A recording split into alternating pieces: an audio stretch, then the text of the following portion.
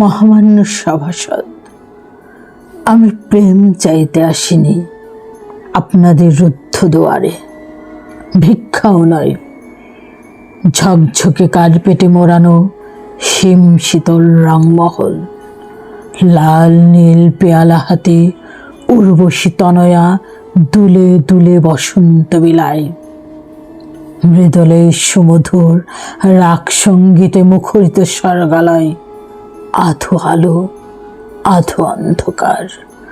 খোশ গল্পের মাদলে বোনা হয় ঐতিহাসিক দলিলাদি। না না, আগন্তুককে দেখে ঘাবড়াবেন না মান্যবর। আমি এসেছি একটা চৈত্রদগ্ধ দুপুরের গল্প শোনাতে, তারপর টুপ করে ডুবে যাব শিশিরের মতো সমুদ্রের পাজরে নিখোঁজ সমাচারপত্রে। কাঠ ফাটা রৌদ্রে একটা দ্বারকাক জল পিপাসায় ওষ্ঠাগত, চাতকের নিষ্ফল ক্রন্দন বিমর্ষ কাতরতা।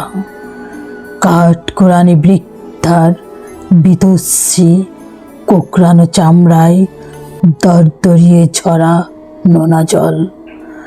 ধুলি মাখা কপালে দুর্ভাগ্যের বলি রেখা, নিদ্রাহীন আরক্ত চোখ।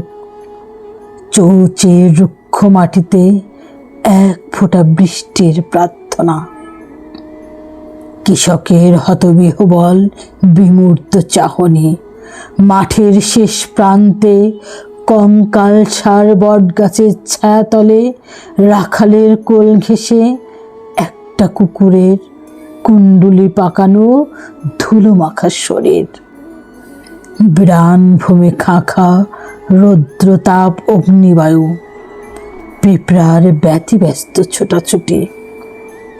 মহামান্য, আমি শোনাতে এসেছি শুকনো পাতার অস্ফুট ক্রন্দন, চৈত্রের দাবদাহ, নৈশাব্দিক শ্মশানের ছায়োরা কুণ্ডলীর গল্প।